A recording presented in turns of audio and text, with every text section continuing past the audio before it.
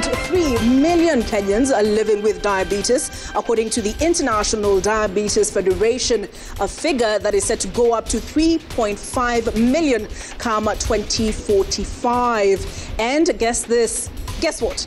Get this. 43.7% of them are living with undiagnosed diabetes. Tonight, we delve into matters diabetes and well-being, why it is about more than just monitoring your blood sugar levels, and also what the SHA, the Social Health Authority, has meant for patients living with diabetes. How can you prevent it? Is it reversible? That and many more questions I'll be getting into with my panelists tonight. I have Dr. Catherine Karekezi, the Executive Director, Non-Communicable Diseases Alliance Kenya, Dr. Rosaline Gugi, Chair, Diabetes Study Group, her Vice Chair, Dr. Rilwan Aidan Mohammed, and Dr. Phoebe Wamalwa, who is a pediatric endocrinologist. But before we get into all of that, we begin, as is the custom on this Monday report, with the highlights.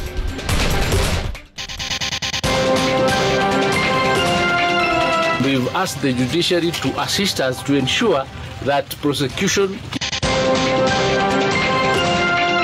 We've asked the judiciary to assist us to ensure that prosecution is swift and fast. Police arrest suspected examination fraudster as Education's yes promises further investigations.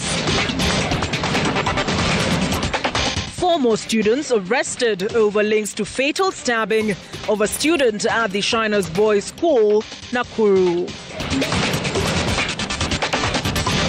The National Executive Committee now resolves to designate His Excellency Professor Kithure Kindiki, EGH, as the Deputy Party Leader. Gachagua kicked out of UDA as DP Kindiki Kithure takes over as Deputy Party Leader. And so Nairobi and its environs, because we also give water to our neighboring counties, should expect, an easement of the schedule of rationing, more water, areas that had been unserved. Fresh hope for Nairobi as engineers complete work on the Northern Water Collection Tunnel.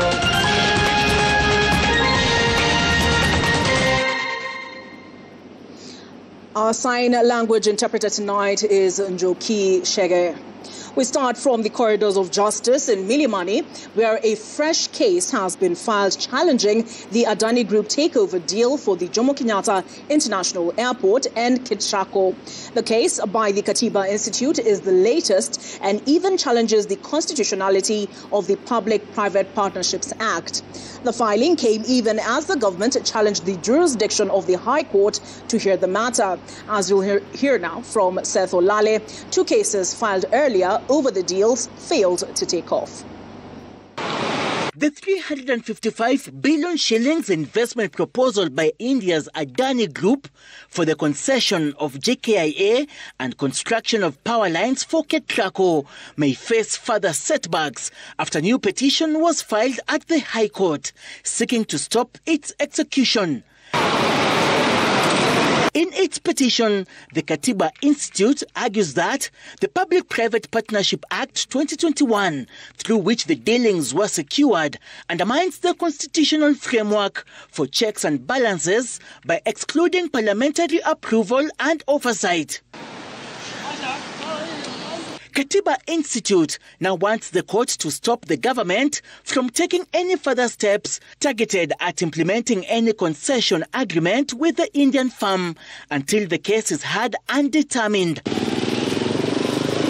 The Katiba Institute case was filed even as the government challenged the powers of the High Court to hear and determine a case filed by activist Tony Gashoka, Mount Kenya jurist, and 3 political parties, including Wiper Democratic Movement. Government has argued that the court only enjoys appellate jurisdiction on the matter, and the petitioners have not exhausted other available mechanisms.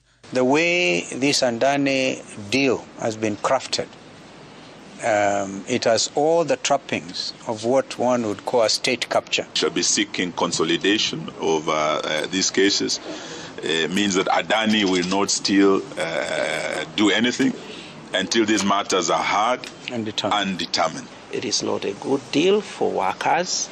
It's not a good deal for the sector, that is the aviation sector in totality. Other matters filed earlier over the Adani deals failed to proceed on Monday because the judge responsible was away. The cases will now be heard on the 27th of this month, while that filed by the Law Society of Kenya was pushed to 17th December. However, the orders issued stopping the execution of the deal remain in force until the matter is heard and determined. Seth Olale, Citizen TV. Detectives attached to the Kenya National Examinations Council and their counterparts from Masaba North constituency have arrested a suspect believed to be distributing leaked Kenya Certificate of Secondary Education examination material to parents and students. Stephen Nyangao Mbeche is believed to be the mastermind behind an online group named KCSE 2024 Leakage Group, which he used to exploit candidates and parents for financial gain. Meanwhile, Education Cabinet Secretary Julius Ogamba Migos has fired a warning shot to anyone who would be involved in exam malpractice, insisting that they will take individual responsibility. Safin Acheng Oma with those details. Over 900,000 candidates continue to sit their KCSE exams, which entered the second week on Monday, amidst an intensified crackdown on individuals engaging in and abetting exam malpractices. Detectives attached to the Kenya National Examinations Council, together with their counterparts in Masaba North, have arrested a suspect in connection with exam malpractice. According to detectives, Stephen Nyangao Mbeche is a notorious examination fraudster who is believed to be behind an online group dubbed KCSE 2024 Leakage Group, which has been distributing leaked KCSE papers. Pictures shared by the DCI on their X account indicate that Mbeche has been using the group, which has over 800 members, to extort money from parents and students. In one of the screenshots from the group, members are urged to join a separate VIP channel and compete with big schools with a guarantee of good grades if they pay upfront. During a search at Mbeche's premises, detectives seized a mobile phone and a laptop, which they say he used to exploit his target group. Education Cabinet Secretary Julius Ogamba Migos, while addressing examiners in Lang'ata Sub-County headquarters in Nairobi, confirmed the arrest of the suspect. And we've asked the judiciary to assist us to ensure that prosecution is swift and fast, so that people face the music. Because hitherto it has been, investigations take too long, prosecution takes too long, people forget that these things had actually happened. So they keep repeating, they keep repeating.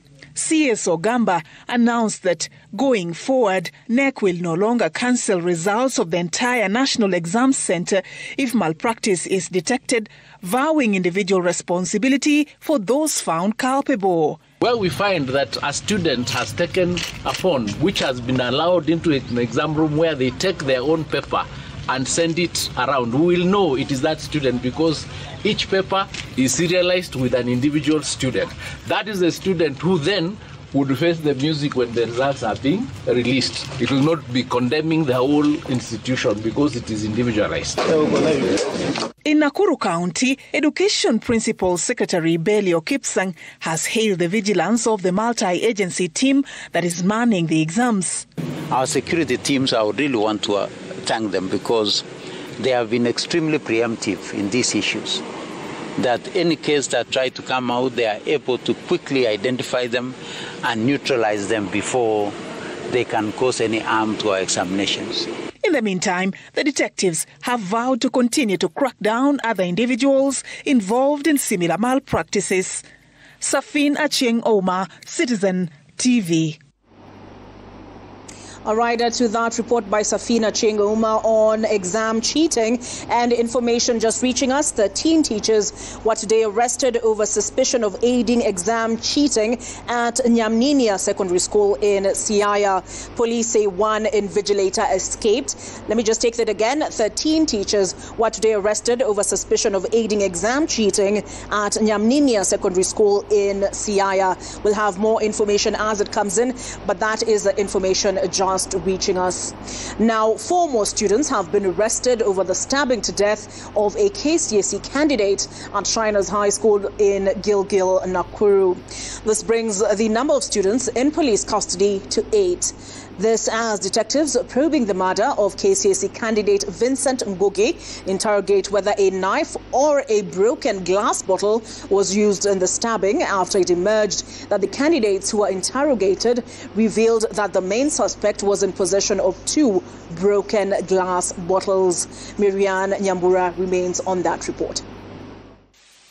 Detectives probing the death of 18-year-old Shriners Boys High School candidate Vincent Ngugi apprehended more KCSE candidates who will aid the investigators in piecing together the events that led to a fight and stabbing of Vincent. As at now, we've arrested 8 students. Out of the 8, 5 of them are in Baruch police post, which is not very far from that school. They are doing their exams in that police station. The other 3 who we had arrested initially, the 3 of them are in Gilgil. 2 teachers, including the boarding master at Shriners Boys High School, who is said to have attempted to stop the fight when it began in one cubicle, have recorded statements with police. Detectives probing the incident have not found the murder weapon. They say they are investigating the possibility that the prime suspect, who at the time of the incident was in possession of broken glass bottles, used the offensive weapon to stab Vincent in the abdomen, and not a knife, as preliminary investigations indicated. Investigators are also probing whether the 5 boys who were involved in the scuffle had a grudge before they were suspended from school and were trying to settle scores when the fight turned deadly. Detectives say the writings on the walls in one cubicle that houses the candidates points to a possibility that the boys had ill feelings. However, they say an autopsy that is set to be conducted this week will indicate which type of weapon killed the candidate. Yes. Basic Education Principal Secretary Belio Kipsang wants school heads to acquire intelligence reports in schools to avert such cases. This case evoking concerns among security teams, who are also calling for an audit of school security. We would want to assure our parents that we shall continue through the multi-agency team to ensure that our school environments are safe. We also urge all of us, our teachers who are in our schools, to ensure that they improve on surveillance. They work very closely with the students and these kids so that they can be able to gather intelligent information, because these things don't just happen. This school is a school that we've said we need the Ministry of Education to do an inspection once exams are complete, because we want to understand whether we could be having administrative issues in that school that are affecting the normal operation of a school. The 8 candidates will continue to be detained at the Mbaruk Police Post and Gilgil Police Station after a Naivasha court granted detectives 14 days to conduct investigations into the incident. The case will be mentioned on 25th November. Miriam Nyambura, Citizen TV. 5 people have been killed in 2 separate cattle rustling incidents in Isiolo County. Armed rustlers raided 2 villages, driving away more than 500 head of livestock. Deputy Inspector General of Police Gilbert Masegeli, who is leading the operation to pursue the bandits, warned cattle rustlers that their days are numbered. Boniface Barasa has the details. In a move that seemingly signified the resurgence of cattle rustlers in the pastoralist counties of Isiolo and Samburu. Cattle heavily armed raiders from neighboring Samburu County attacked Bojidera Manyatta of Isiolo County, killing 2 people before making away with 250 heads of cattle and 300 goats.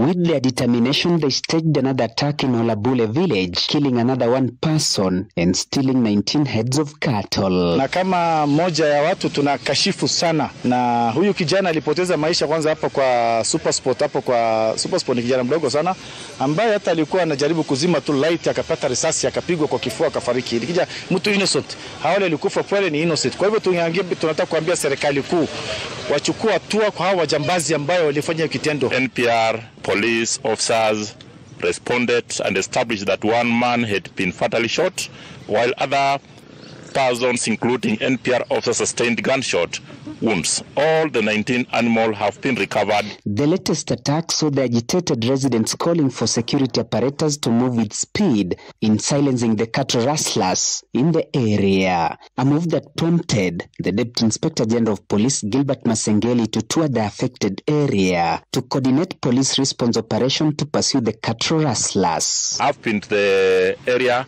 in order to coordinate the operation that is ongoing with the officers who are already on the ground to ensure that normalcy is returned. Also, I want to appeal to those who think that they may be doing of that to stop it, because we are on high alert and the investigation is on. We are going to do our level best to ensure that everybody lives peacefully. In a retaliation move by the multi-agents team, 2 bandits were killed across Ewasonyiro River in Samburu East Sub-County and 300 goats and 49 cows recovered. 3 herders and 1 National Police Reservist who sustained gunshot wounds are recuperating at Isiolo Referral Hospital, while the bodies of the deceased in the latest attacks have been handed over to their families for burial according to Islamic faith. Bonfas Barasa, Citizen TV, Isiolo County. Police have arrested a woman and questioned 3 others in connection with the murder of a 25-year-old man in Isiolo on Saturday. CCTV footage captures events leading up to the murder of Abdirahman Ibrahim as police intensify the search for 1 more suspect. O'Day Francis with that developing story. Police are tracking down the main suspect in the murder of Abdirahman Ibrahim, who was fatally shot in Isiolo on Saturday. Their current lead being CCTV footage retrieved from nearby buildings. The CCTV footage captured past midnight reveals the presence of 3 key individuals considered persons of interest. The first is this woman, whom police say is their primary suspect. The second person of interest is this man captured on CCTV, accompanying her and handing her a flask.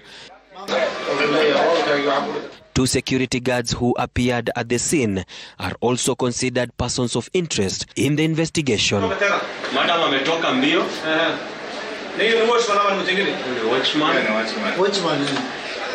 A few minutes later, she is seen exiting the gate at Didi Plaza and holds a conversation with Ibrahim for approximately 35 minutes.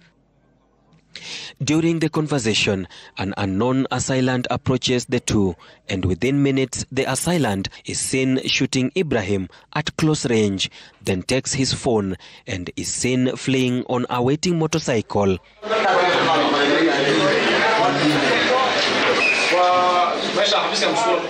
After the incident, the woman who was with Ibrahim is seen going back inside the building in a rush as Ibrahim remains lying on the ground. Police spokesperson Rezila Nyango says that police officers are in hot pursuit of the shooter. We have 4 people that have already recorded their statements, and out of those 4, 2 are ladies and 2 are men. And we've arrested one female suspect that is right now at Buruburu police station, helping us with the investigations. The CCTV footage has been handed over to forensic experts for imaging to establish the identity of the assailant, who is currently at large. As the journey for justice for the family of Ibrahim begins at Shauri Moyo Police Station, detectives will be looking to unravel the face of the suspect, together with the pistol used for the murder. Ode Francis, Citizen TV, Shauri Moyo, Nairobi. After years of perennial water scarcity, Nairobi residents are set to receive an additional 140 million litres of water on a daily basis. This follows completion of the Northern Corridor Connector Tunnel project, which is expected to boost water supply to Nairobi's rapidly growing population. As you'll hear now from Jimmy Mbogo, Nairobi Governor Johnson Sakaja, who toured the project, said engineers are currently conducting final quality and content tests on the water before it is fully released into Nairobi's distribution network. Water rationing in Nairobi City will soon be a thing of the past, with additional 140 million litres of water from the Northern Water Collection Tunnel expected to be injected daily into the distribution network. This will, however, only boost the supply but not fully meet the demand, which currently stands at over 900 million litres per day. To bridge this gap, the county government of Nairobi is sourcing for 61 billion shillings for additional water projects. The county is exploring options such as the issuance of a green bond as well as public-private partnership to raise the requisite capital from interested investors. Then Managua Dam, I was talking about, is a proposed dam. It's not there as we talk. But you need around 61 billion shillings to do it. The site is identified. The government has been sourcing for PPP partners to do it, but not yet. But the site is identified. Yeah, we've done a green bond assessment as a county. FSD did it for us together with the World Bank. We've looked at it. There's certain limitations in the Public Finance Management Act that I'm talking to colleagues in the, remember I was in Parliament, so I'm talking to colleagues in the National Assembly and Senate to see how to amend it, because it limits the amount which you can borrow based on your own source revenue. Yet own source is not the only source of revenue for a county, you know. Despite the plant capacity expansion, Nairobi residents have been cautioned to utilize the scarce resource sparingly, with the county warning that water bills could slightly be adjusted to cover for increasing operational and development costs associated with the new infrastructure. The county government has further committed to increase automation in the billing system in order to enhance efficiency and deal with the illegal connection. And now you can see the rains have started quite later. The short rains have started quite later. So we expect difficulties as we move towards 2025, particularly in the month of July when it's normally very hot. But the dam is the Northern Collector Tunnel is really assisting us, because before the river flows to Thika Dam was very low. But as you've said, beyond that, once we fill this demand, we're thinking about the next 1 million litres of water for Nairobi. It's part of our Nairobi Vision 2050 plan that we must plan now. The future does not plan itself. We must seek partnerships. We must seek financing and resources. We'll be introducing some amendments to the water tariff in Nairobi, not really to increase it, but really to ring-fence investment in different areas, both in our infrastructure, but also in cleaning our city. That is what is coming soon. The county government is in talks with development partners to meet the ambitious plan. Jimmy Mbogo, Citizen TV, Nairobi. The United Democratic Alliance, UDA, National Executive Council, has resolved to remove former Deputy President Rigathi Gachagua from his role as the Deputy Party Leader. Deputy President Kithure Kindiki has replaced him. As Citizen TV's Ben Kirui reports, Kindiki pledged to work closely with party leaders to promote national unity and strengthen the party. Deputy President Kithure Kindiki arrived at the UDAs Hustler Center to officially take up the role of Deputy Party Leader following a decisive meeting by the United Democratic Alliance UDA National Executive Council. Excellency, sir, I now wish to declare you the official Deputy Party Leader of the Democratic Party, United Democratic Alliance, starting immediately. The council's resolution to appoint Kindiki came after the successful impeachment of former Deputy President Rigathi Gachagua. His Excellency Rigathi Gachagua is unable to perform the duties of the office of the Deputy Party Leader and subsequently ceases to hold office as Deputy Party Leader. I must thank you for acting swiftly to make sure that our party does not experience any leadership gaps, so that we move forward the same way the other constitutional process of the transition in the office of the Deputy President of the Republic has already been concluded. Party officials expressed the confidence in Kindiki, commending his unmatched skills and commitment, which they believe will help steer the party forward.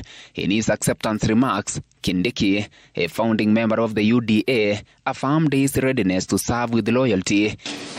He emphasized that the party will collaborate with the other institutions to address challenges facing not only the party but the nation as a whole. I expect to assist our party leader as he steers our party, as he steers the country, as the leader also of the country at the moment, so that some of the functions that he delegates to me, requests me to assist in, or I am asked to assist in by the party, I'll be more than willing and available to assist in. Unlike his predecessor who was accused of pushing interests of one region, Kindiki vowed to foster unity for all Kenyans, regardless of their backgrounds, in line with the UDA's commitment to inclusivity. I am aware that our party stands for the unity of our country. I am also privileged to have taken part in the drafting of our constitution. Kindiki's appointment follows recent internal disputes that 3 months ago had threatened the stability of the ruling party. All your communications. He pledged to support the president in uniting the party and moving forward with a renewed sense of purpose and unity. Ben Kirui, Citizen TV, Nairobi. Nyeri Town Member of Parliament Duncan Maina Mathenge was earlier today heckled and shouted down by residents 4 weeks after he voted for the motion to impeach former Deputy President Rigathi Gachagua. And as Kamon Mwangi now reports, the MP had sought to stand in solidarity with matatu operators in the town who were protesting the move by the county government of Nyeri to move them to a new bus terminus. Even before he could address the protesting matatu operators in Nyeri Town, it was evident that Nyeri Town Member of Parliament Duncan Maina Mathenge was an unwelcome guest. Mathenge's presence attracting the attention of locals who joined their matatu counterparts in heckling and shouting down a man they elected to represent them in the National Assembly. Mathenge christened in the chants a betrayer for being among MPs who voted for the motion to impeach former Deputy President Rigathi Gachagua. It was the MP's first time back to his constituents since participating in the public participation exercise to collect views on the Gachagua impeachment. And although he managed to address operators at the town's third major bus stop, he instead trailed his guns on Nyeri Governor Mutahi Kahiga. Na kwa sababu Mutahi wa Kahiga amezoea kujipiga kifua akisema kama mbaya, leo tunamuelezea kwa hii maneno ya kutoa magari zetu katika stage kama mbaya.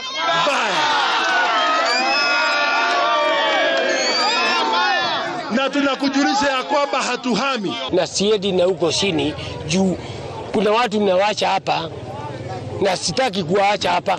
Sasa tukitaka twende sisi wote kwa Nyeri yote. Tunataka gari zote siende huko chini juu gari ikiwacho huko itaharibia ile ingine kazi huko chini.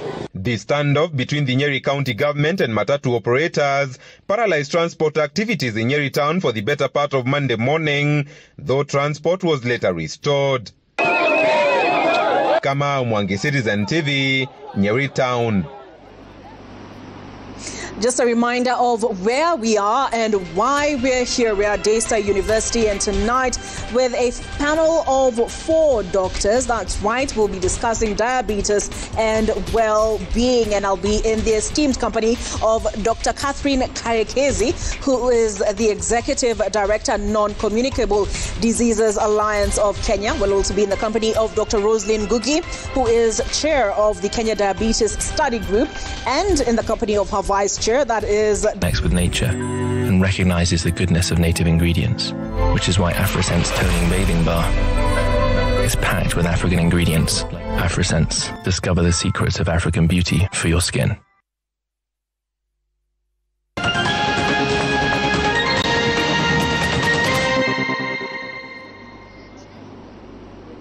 Thank you for staying with us on the Monday Report. We will be discussing soon enough the diabetes and well-being. The hashtag is Monday Report. You can send your questions to @obarrows @Citizen TV Kenya.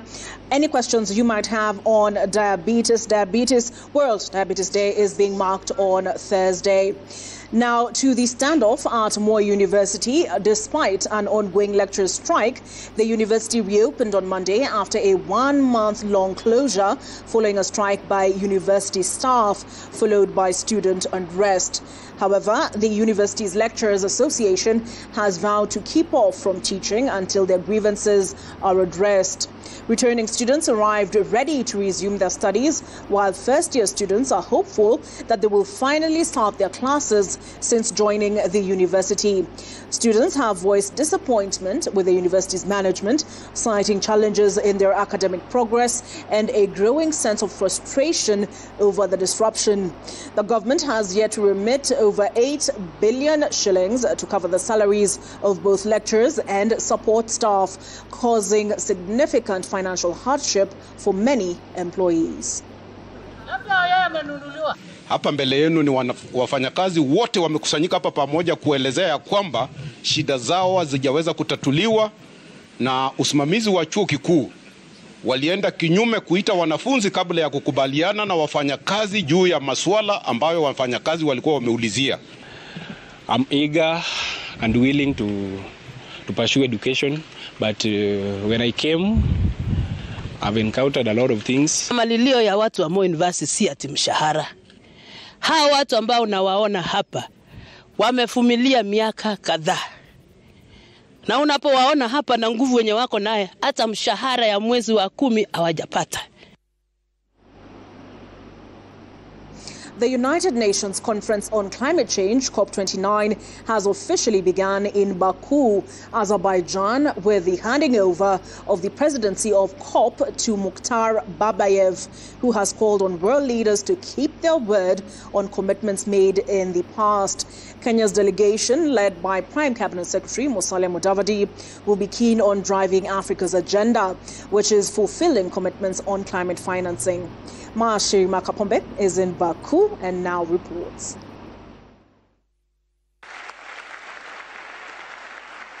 The United Nations Conference on Climate Change, COP29, kicked off Monday morning with the handing over of the COP presidency gavel to Mukhtar Babayev, who takes over from Dr. Sultan Al-Jaber. Babayev, the Minister for Environment in Azerbaijan, has called on world leaders to show commitment in matters climate change. We are all in this together. Nothing has a greater impact on the security, prosperity, and well-being of all nations than climate change. This goal is not a burden, it is an opportunity. Ladies and gentlemen, we must invest today to save tomorrow. We cannot afford to continue upending lives and livelihoods in every nation. The Kenyan delegation, led by Prime Cabinet Secretary Musalia Mudavadi and Environment CS Aden Duale, reiterated the call for developed nations to compensate poorer countries that suffer the greatest impacts of climate change. We are looking for what you call as engineering of the financial architecture, so that it can be more friendly, so that the polluters pay more and those that have suffered the consequences of the effects of climate change can also be compensated. With the Trump administration in the United States, participants at the COP are anxious about the incoming president's skepticism on climate change and the requirement for rich countries to pay more for causing damage to lives and livelihoods in the global south. Trump's previous retreat from global climate action undermined climate finance and eroded trust in climate negotiations. It also fundamentally stalled necessary financial flows.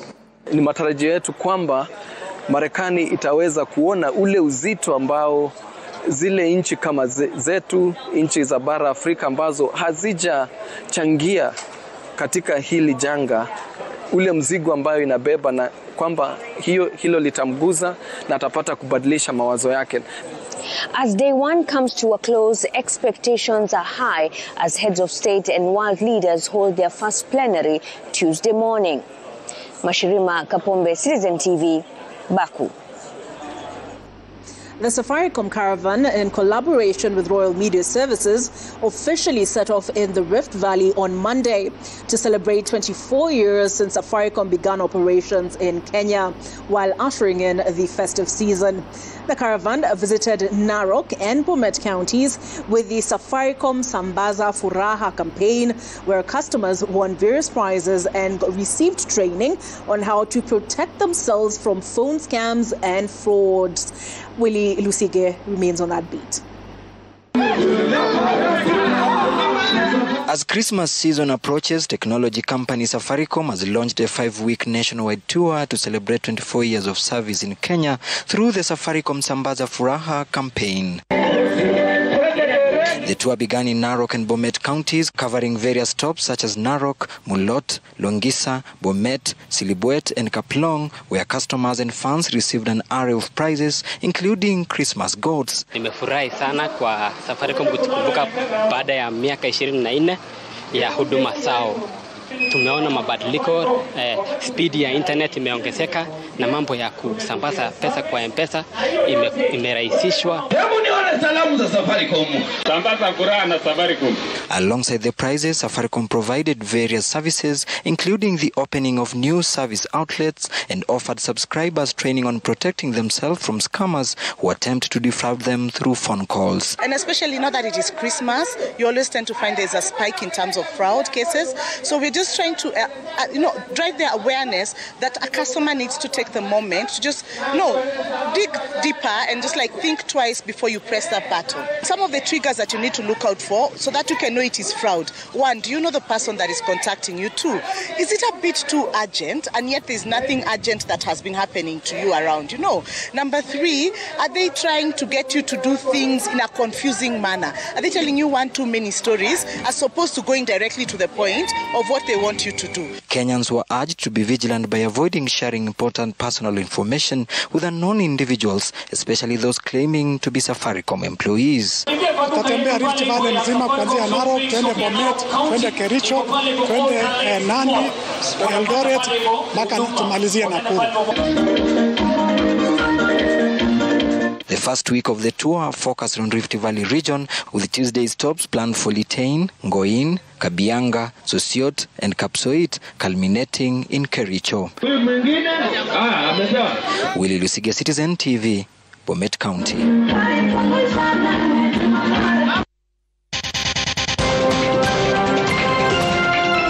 Exporters of fresh produce decry limited airport space that's costing losses of 18 million shillings a day.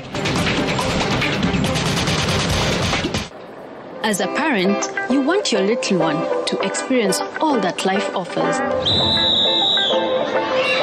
To touch the world with a Exporters of fresh produce in Kenya are calling on the government to expand cargo capacity at the Jomo Kenyatta International Airport, and that is to help curb rising financial losses. According to the Fresh Produce Exporters Association of Kenya, limited space for handling and shipping fresh produce is costing exporters over 80 million shillings daily, as delays impact the quality of goods headed for international markets. Dennis Otieno has more. Fresh produce like flowers, fruits and vegetables requires quick and efficient transport to ensure freshness. But exporters report that current cargo constraints mean perishable goods often sit in storage for extended periods, losing quality and market value by the time they reach international buyers. And this is because some of the airlines have pulled out of Nairobi for more lucrative markets in Asia, where they get up to $80 a kilo. And so the movement of fresh produce cargo out of Nairobi has been basically disrupted. FPIC says that the ongoing capacity challenges at JKIA are especially hard on the horticultural sector, leading to substantial losses, particularly during peak export seasons. We have a gap of about 800 tons. It's going to 1,500 tons per week. And if this continues, exporters continue to lose between 80 to 100 million shillings daily, because they are harvesting flowers and vegetables and simply putting them in a compost bits because there is no sufficient air freight cargo capacity. During regular seasons, Kenya exports between 3,500 to 4,000 tons of fresh produce weekly from JKIA. This number rises to over 5,500 tons in peak seasons, underscoring the need for an urgent solution to stabilize exports. Our attempts to contact the Ministry of Transport were unsuccessful, as our phone calls and text messages went unanswered. Dennis Otieno, Citizen TV. East Africa's banking sector is growing, but a new report from the European Investment Bank reveals significant challenges could limit its potential. While the region is seeing a rise in financial services, the dominance of a few banks in key countries is restricting competition and driving up lending rates. The report further highlights an encouraging surge in private sector credit, but raises concerns over access to funding for small businesses. Jasmine Wambui brings us the details. The Finance in Africa report released by the European Investment Bank indicates that the continent has become a frontrunner in digital financial services. The number of fintechs has tripled from 450 in 2020 to over 1,250 active companies this year. Globally, Africa accounts for about 3/4 of global mobile financial transactions. So Africa is the big player here, and East Africa accounts for about 60%. In East Africa, the banking sector continues to expand, with the number of banks currently standing at 140. However, high market concentration, where the top 3 banks hold over 60% of assets, persists in countries like Tanzania, Rwanda and Ethiopia, and continue to limit competition while driving up lending rates. Kenya has a low banking concentration of 40%, indicating a more competitive banking environment. The report further highlights that private sector credit reached 21% of GDP in 2023, with Burundi and Kenya leading at 42% and 32% respectively. However, access to credit is still low in the region, and SMEs continue to struggle with financing. The Finance in Africa report has raised concerns over banks increasingly opting to lend to governments rather than businesses. The issue for the economy is that as they lend more money to the government, there's less money left over to lend to the private sector and to support investment and economic development. Kenya continues to lead the region in financial inclusion, with 79% of adults having access to banking or mobile money. The EIB has recommended structural reforms to improve competition, boost lending to SMEs and expand financial inclusion for long-term stability. Jasmine Wambui, Citizen TV. Relations between Kenya and the United Arab Emirates are recording new growth as both countries focus on expanding trade and investment opportunities across key sectors. Speaking during the UAE Kenya Trade and Investment Forum, officials from both countries underscored their commitment to fostering a favorable business environment for the private sector. To give his speech. Currently, the trading between Kenya and the UAE is around $4 billion. And Kenya's exports are mostly agricultural products, tea, coffee, flowers, meat and other products. And we also import from the UAE oil and related products, including polymers and mineral substances. The UAE in general, it's the right hub for the business and the trade and facility, and because of the airport, because of the port facility which is available in UAE in general, plus the airline, which has helped people to move between two countries. Glass forms part of our daily life, from packaging to building to the automotive industry. But when the glass is no longer in use, it ends up in the environment where it poses a danger and leads to degradation. In Kitengela, an age-old venture is collecting glass waste and turning it into beautiful products through glass blowing. Edward Treya visited Kitengela Hot Glass and now tells us this story in our Made in Kenya segment.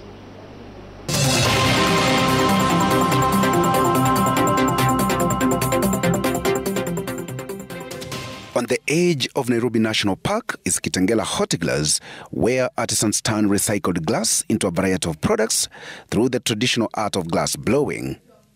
This process involves heating glass and blowing air into it through a tube to shape it. Our CEO, Anselm Cruz, wanted to make flat glass for his mom's stained glass, and he saw a gap, so he decided to go and learn glass blowing, which is generally flat glass, in Holland.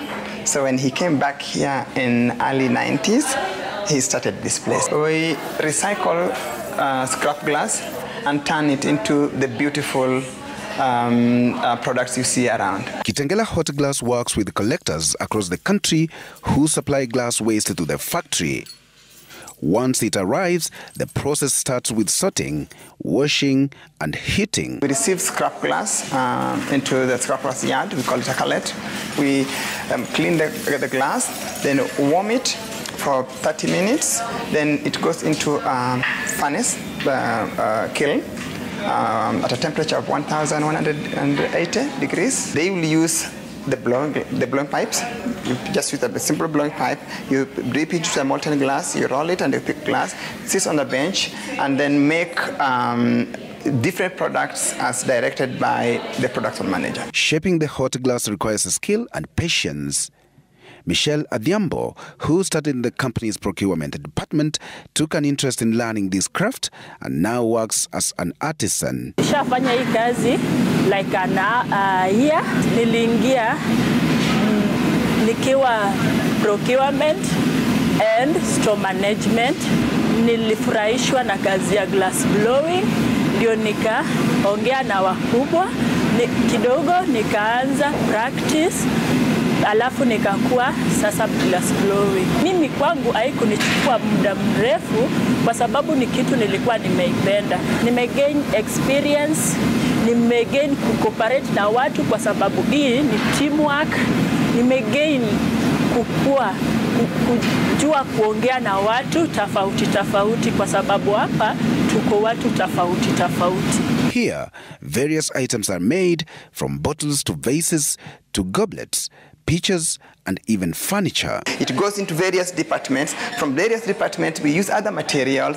You marry it with the glass and make a product. For instance, if we will make a flower from the hot shop, then it moves to a metal department. The metal department makes a metal piece that then goes into a glass flower, into a chandelier armature, then makes another product which is now a chandelier. We have the department, the metal department, the garden jewelry department, dial diver department, and the blowing section. So all these produce different products and in hundreds. Kitengela Hot Glass has become a tourist spot for both local and international visitors, with a range of glass items on display. Kapere says they aim to share this work beyond Kenya. Anybody likes beautiful glass is our target. We ship our glass all over the country, all over the world. People buying from US, people buying from UK. We have an online shop, and we also have a big local market. We have people coming out of the country, coming to our beautiful Kenya, and they ask drivers or the taxi drivers, please can you take us to Kitengela glass? We want to create or recreate what we do to Africa and the parts of the world.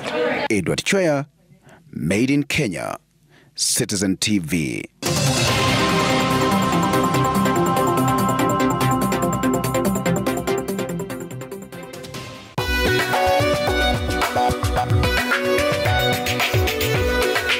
This is me at Stanbic Private Banking. What does it feel like? It's investing skillfully. It's planning wisely. It's living joyfully. It's banking easily. Visit www.stanbic.co.ke. Stanbic Bank is regulated by the Central Bank of Kenya.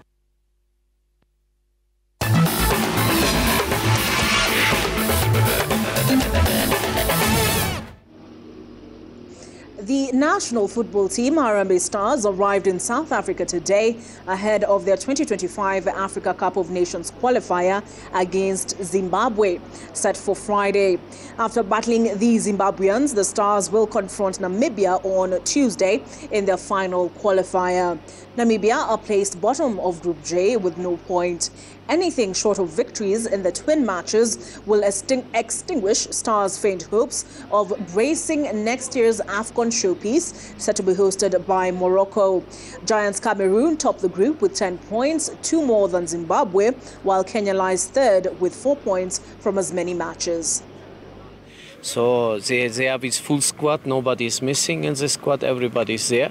So therefore we know that we have to pressure, we have to push, so they will not open the game, they will close the game, they will try to play on time. Kwa sahi, pressure tu ni after kuluzile game mbili zilipita.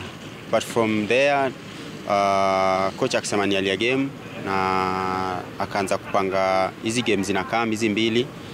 Na tutaona vile zoezi itakuwa, watu wote wakishaingia camp, tutaona vile itakuwa. Of course, vile tu nimesema tuna focus on winning both games.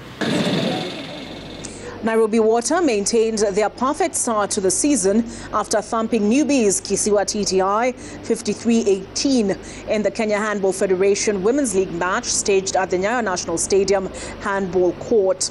On form, Cecilia Kadeo led the Kisiwa TTI rout by netting 20 goals, with head coach Jack Ocheng hailing his team after the emphatic win. The win means the Water Queens have now amassed a maximum of 12 points, with Ocheng aiming at winning the title unbeaten after losing it to Lindsay Sharks by a whisker last term. Nairobi Water sits second on the log, with the Sharks, who have a better goal difference.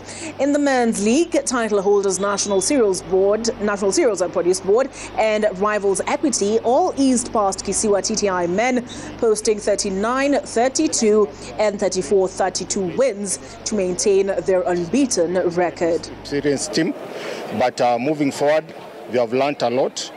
And as we go back to the institution, we are celebrating because we have gone with 2 wins and 1 loss. Considering that in this league there is no away match, all the 16 matches will be home matches, and the team which loses will not carry the day. So for us to win the league once again after losing it last year, we have to win all our matches. So I can say the girls played very well in attack, and our game plan was very good in defense. We decided that we have to concede less goals, and that's what happened. Kenya is set to host for the very first time the mountain running world ranking competition after a launch in Nairobi today. Speaking at the launch, Athletics Kenya President Jackson Tuwei expressed his confidence that it will create room for the development of more talented athletes in the country. The event will be held at the Longonot Park in Naivasha on Saturday, November the 16th. Who knows, maybe in the near future, we may also be hosting the World Mountain Running in Kenya. And We'll be asking our team here to start preparing, because to host a world championship is not a simple event. It's not as easy as we may think. It takes quite a bit of time, it takes quite a bit of coordination, it takes quite a bit of planning and so forth. But above that, I think we are in the process now of training more coaches, because the coaches that we have are for track and field.